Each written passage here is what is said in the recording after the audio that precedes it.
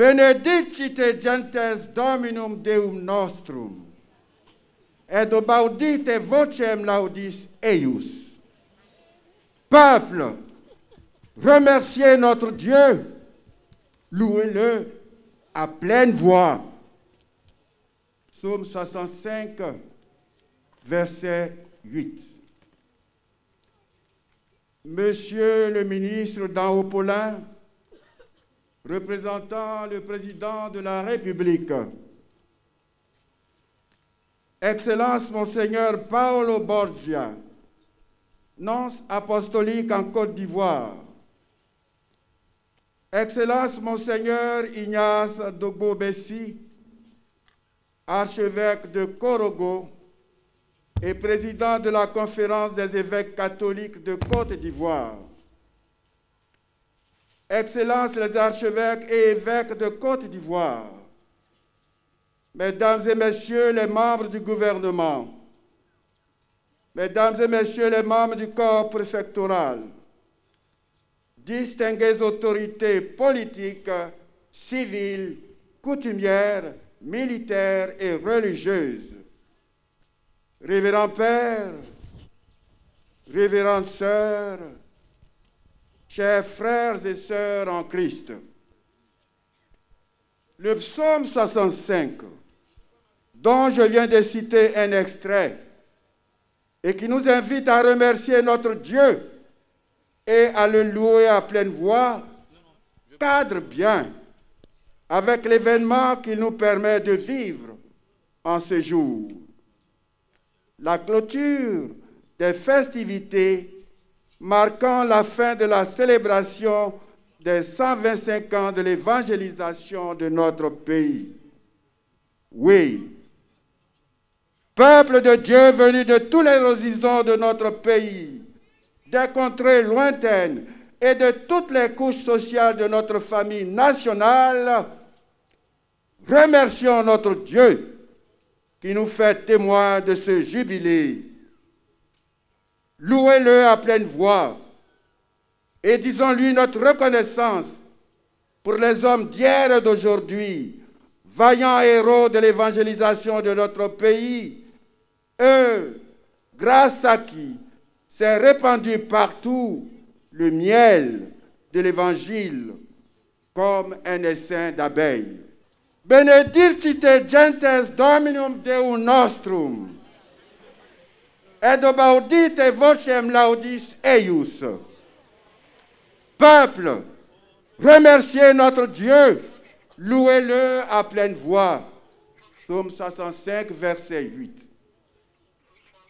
Comme vous le devinez certainement, lorsque l'homme rencontre Dieu, cela ne le met pas uniquement en présence de l'absolu, mais cette rencontre le comble et transforme sa vie. Dès lors, l'action de grâce qui monte de son cœur apparaît comme la réponse à cette grâce progressive et continuelle dont Dieu ne cesse de le combler. À la fois prise de conscience des dons de Dieu, mais aussi élan très pur de l'âme saisie d'émerveillement par cette générosité.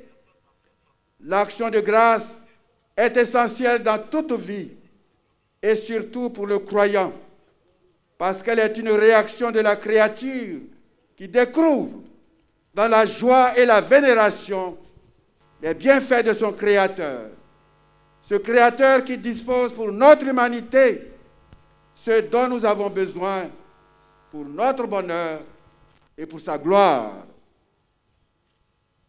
En décidant de célébrer Dieu aujourd'hui, à l'occasion des 125 ans de l'évangélisation de la Côte d'Ivoire, nous voulons affirmer que c'est tous les jours qu'il nous faut dire merci à Dieu, lui qui nous donne le souffle de vie, lui l'origine et le terme de toutes choses. Qu'il lui plaise, au sortir de cette célébration, de nous faire la grâce de vivre dans ce pays comme sur une terre que Dieu ne cesse de bénir et dont l'Église ouvrira des perspectives nouvelles pour permettre le développement intégral de chaque habitant de ce pays. Benedicite gentes Dominum Deum nostrum, et baudite vocem laudis eius. Peuple, remerciez notre Dieu, louez-le à pleine voix. Le psaume 65 dont est tiré cet extrait évoque dans son entièreté le souvenir de la sortie d'Égypte, marquée par le drame d'une libération qui laisse apparaître diverses composantes de cette sortie. Lamentation, attestation d'un heureux dénouement, reconnaissance, sérénité et témoignage. Ce jubilé évoque pour nous tout cela à la fois. Contexte actuel de la célébration du jubilé. Excellences, frères et sœurs, comme le faisait remarquer sa sainteté le pape François dans son message pour la célébration de la 54e journée mondiale de la paix, l'année 2020 a été marquée par la grande crise sanitaire de la COVID-19 qui est devenue un phénomène multisectoriel et global, aggravant des crises très fortement liées entre elles, comme les crises climatiques, alimentaires, économiques et migratoires, et provoquant de grands inconvénients et souffrances. Il est douloureux de constater qu'à côté des nombreux témoignages de charité et de solidarité, diverses formes de nationalisme, de racisme, de xénophobie et aussi de guerre et de conflits qui sèment la mort et la destruction prennent malheureusement un nouvel élan. Ces événements et d'autres qui ont marqué le chemin de l'humanité l'année passée nous enseignent qu'il est important de prendre soin les uns des autres et de la création pour construire une société fondée sur les relations de fraternité. Fin de citation. Au niveau local et national, je ne vous apprends rien. Et ce serait pour moi prêcher à des convertis que de vous dire que la crise que traverse notre pays depuis de nombreuses années a eu pour nos concitoyens des conséquences graves et multiples. Partition du pays, au sens propre comme au figuré, profondes blessures physiques et morales, chômage, dégradation des mœurs, déchirure du tissu social, paupérisation des masses, avec à la clé de nouvelles formes de pauvreté engendrées, des familles dévastées, détruites. Et comme si nous n'avons tiré aucune leçon de ces crises à répétition, les derniers événements qui ont eu cours dans les mois d'octobre et novembre 2020 sont venus enfoncer davantage le clou d'un contexte social qui a fortement perturbé la cohésion nationale et qui a mis à mal les valeurs fondamentales de notre société. Des valeurs comme la fraternité, la solidarité, la vérité, la justice sociale ont fini par devenir des denrées rares. Le tissu social est tel que nous nous demandons bien comment nous avons pu en arriver là et comment nous avons pu accepter ces agissements sans que notre foi au Christ ne puisse prendre le dessus et nous ramener à des proportions non pas acceptables, mais chrétienne. De plus en plus, le constat est à la fois triste et amer. Des amis d'hier sont devenus des ennemis jurés aujourd'hui. Quant aux relations interpersonnelles, elles nous donnent l'impression d'être cousus de fils de méfiance, de suspicion, de mensonges. Plus grave, des chrétiens qui ne se parlent plus pour des raisons politiques, mais qui continuent de communier au même corps et au même sang de celui dont ils se réclament.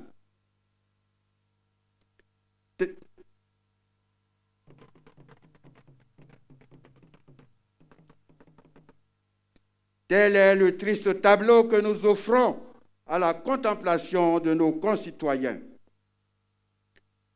Comment n'avons-nous pas compris que les violences verbales et physiques, les destructions de biens, les morts d'hommes, les intimidations de tout genre sont autant de mots qui portent en eux le venin de la division qui engendre la mort. Loin de moi l'idée de réveiller des tristes souvenirs dans les esprits. Pour tous les pays en crise, et singulièrement pour la Côte d'Ivoire, mon unique et profonde prière est de voir durablement recoller les morceaux par la sincère volonté de tous les acteurs, à quelque niveau de responsabilité qu'ils se situent. Ce contexte rappelle les lamentations dont je faisais allusion plus haut. Fort heureusement, la célébration des 125 ans de l'évangélisation de la Côte d'Ivoire coïncide avec la clôture de la 117e Assemblée plénière de la Conférence des évêques catholiques de Côte d'Ivoire, dont le thème « L'éducation en Côte d'Ivoire au service du développement humain intégral » est tout un programme. Église en Côte d'Ivoire, perspective pour un mieux vivre ensemble. Excellences, frères et sœurs, en 125 années, grâce à la générosité, à l'esprit de sacrifice des missionnaires, et malgré leurs limites et leurs faiblesses, l'Esprit du Christ a su nous réunir. Nous formons aujourd'hui une seule famille, une communauté, l'Église, famille de Dieu, famille catholique de Côte d'Ivoire, et qui confesse un seul Seigneur, une seule foi, un seul baptême. Voici les liens qui nous unissent, les merveilles que Dieu a opérées en nous et dont nous voulons en rendre grâce encore une fois. Tout en saluant les premiers ouvriers de cette croissance, je n'oublie pas les plus humbles peut-être, mais tout aussi méritants, nos vaillants catéchistes qui ont su faire corps avec cette recommandation du Christ.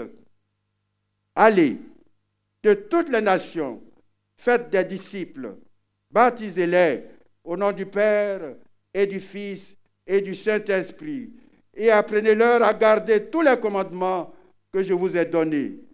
Et moi, je suis avec vous tous les jours jusqu'à la fin du monde. Aujourd'hui, beaucoup de chrétiens restent fidèles aux engagements de leur baptême. Ils accordent une place importante à la prière dans leur vie. Des groupes de prière se constituent ici et là. Les fidèles, dans leur ensemble, participent d'une façon plus active à l'Eucharistie. Ils sont nombreux, les foyers chrétiens qui s'efforcent de vivre les exigences du sacrement du mariage et restent soucieux de l'éducation de leurs enfants. Dans les paroisses, certains fidèles s'engagent davantage dans les conseils paroissiaux, dans les mouvements d'apostolat, la catéchèse, la chorale, etc. Nous avons donc des raisons de nous réjouir des résultats du travail accompli par nos vaillants missionnaires, relayés aujourd'hui par un clergé local dont les efforts sont à saluer et à encourager, sans oublier les religieux, religieuses et les catéchistes. Mais il existe aujourd'hui plus qu'hier, parce que fort de 125 années d'existence et potentiellement d'expérience, il existe de sérieux motifs d'insatisfaction. Excellences, frères et sœurs, le développement humain intégral que nous appelons de tous nos vœux ne peut s'obtenir qu'au prix des efforts conjugués de tous. Ces efforts devront porter essentiellement à l'avenir sur la vérité à dire en tout temps, et quoi que cela puisse nous coûter, sur la miséricorde à accorder dans la justice et le pardon à quiconque nous sollicitera dans ce sens. Car, en vérité, la miséricorde et le pardon sont la condition sine qua non pour aboutir à la réconciliation qui offre le cadre et dresse le lit pour le développement humain intégral. Rappelons-nous les propos introductifs de l'exhortation apostolique à Fritzsche Munus. L'engagement de l'Afrique pour le Seigneur Jésus-Christ est un trésor précieux que je confie en ce début de 3e millénaire aux évêques, aux prêtres, aux diacres permanents, aux personnes consacrées, aux catéchistes et aux laïcs de ce cher continent et des îles voisines. Cette mission porte l'Afrique à approfondir la vocation chrétienne. Elle l'invite à vivre au nom de Jésus la réconciliation entre les personnes et les communautés et à promouvoir pour tous la paix et la justice dans la vérité.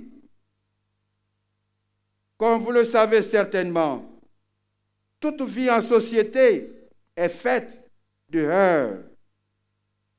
Mais une fois les problèmes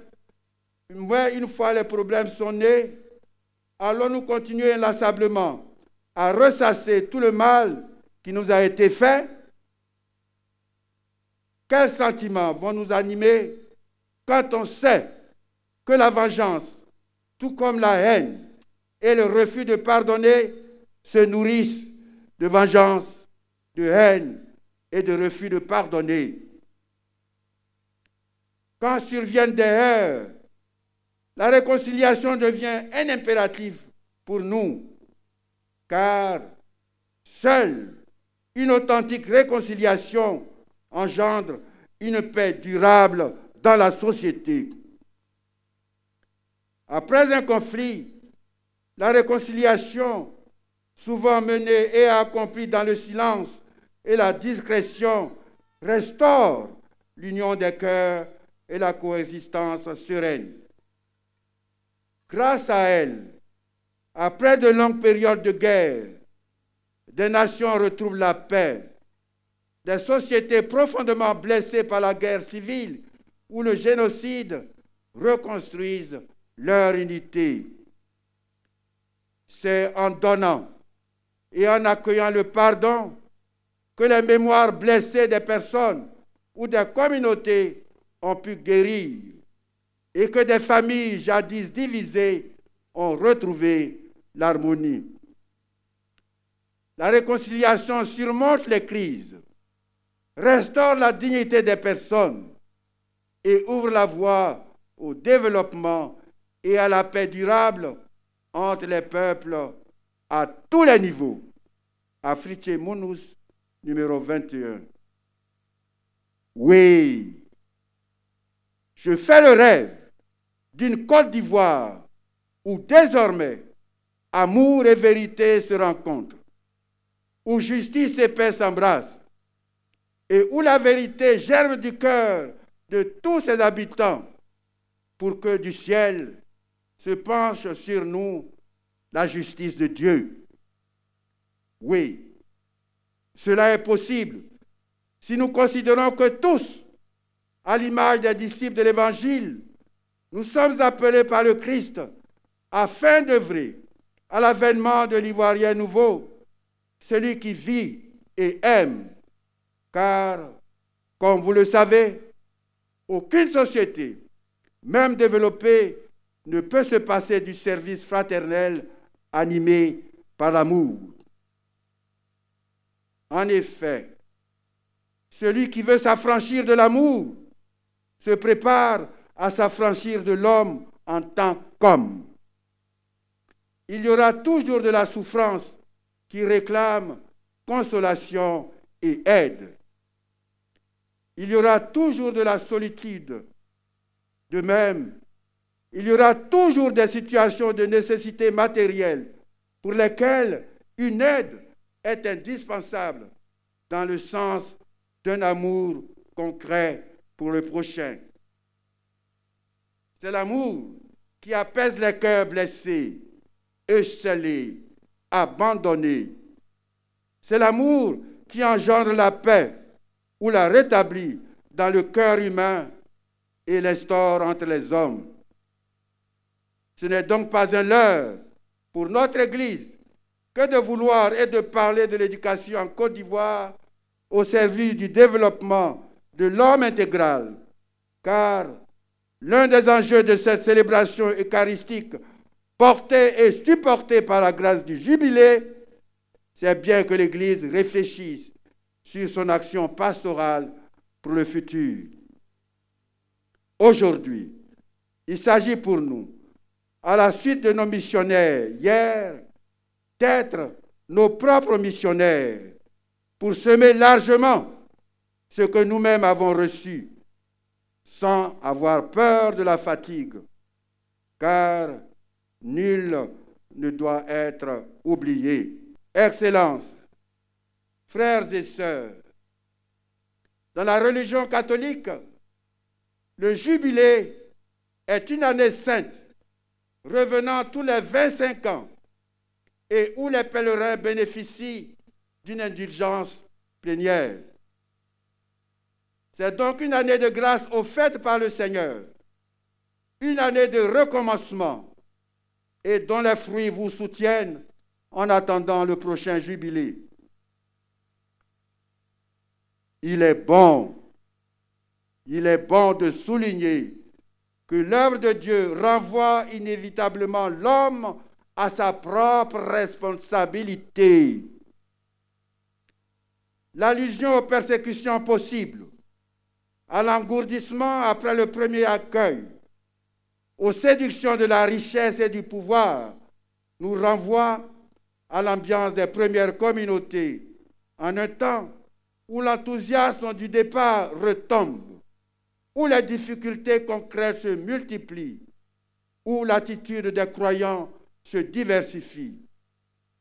Mais par-delà ces circonstances concrètes qui conduisaient à réinterpréter les paroles de Jésus, nous sommes nous-mêmes interrogés. Saurons-nous attendre et comprendre? Notre travail de chrétien est un travail de jardinier. Toujours et toujours, il nous faudra retirer épines, ronces et pierres. De toutes sortes de façons, le Seigneur nous invite à préparer le terrain. Dieu, lui, féconde et donne la croissance. Il nous faut donc être patients en ayant la même foi du semeur. La terre où nous vivons peut être une terre sainte. Et Dieu va faire encore des miracles pour son peuple qui est en Côte d'Ivoire. Soyons désormais généreux dans l'effort et n'ayons aucune crainte si la semence venait à tomber partout, à droite, à gauche, sur les pierres ou sur les ronces, sur la terre ou sur le chemin, puisque la générosité est grande, elle qui se donne et se redonne sans compter, dans une bonne mesure, tassée, secouée, débordante. Cependant, il nous faut reconnaître que nos communautés humaines, et même chrétiennes, ont le cœur dur et piétiné comme un chemin. Elles sont pleines de pierres, d'épines et de ronces. Mais il y a sous tout cela de la bonne terre qui ne demande qu'à produire du fruit. Même si nous avons du mal à y croire, même si nous nous décourageons souvent, nous devons reconnaître que nous ne sommes pas meilleurs que les autres. Je crois bien humblement que l'un des fruits de ce jubilé sera d'offrir aux générations futures une éducation au service du développement humain intégral. Cela suppose concrètement qu'il faut se poser les bonnes questions que j'emprunte bien volontiers au président de notre conférence. Quel type d'homme l'Église voudrait-elle former, développer pour elle-même, pour le monde et pour la société ivoirienne? L'Église pourrait-elle, par l'éducation, se mettre au service d'un tel projet ecclésial, à savoir donner au monde, à notre pays et à l'Église le type d'homme dont elle rêve? Pour y parvenir, il nous faut revenir à notre mission fondamentale, tirer tout homme de ces ténèbres par le biais de l'éducation, en approfondissant les sillons creusés le 28 octobre 1895 par les pères Amar et Bonhomme, qui commencèrent les essais d'évangélisation par l'enseignement. Pour ce faire, il nous faudra être lucides pour ne pas tomber dans l'autosatisfaction et prendre la bonne mesure des événements que nous serons appelés à vivre désormais. Que Dieu nous fasse la grâce de diriger lui-même la barque de son Église qui est ici en Côte d'Ivoire vers des lendemains qui disent son option préférentielle pour l'homme debout et qui répondent aux aspirations d'un développement humain intégral par la conjugaison des talents et des efforts de tous. Ainsi, nous réussirons dans la sérénité à témoigner de notre foi.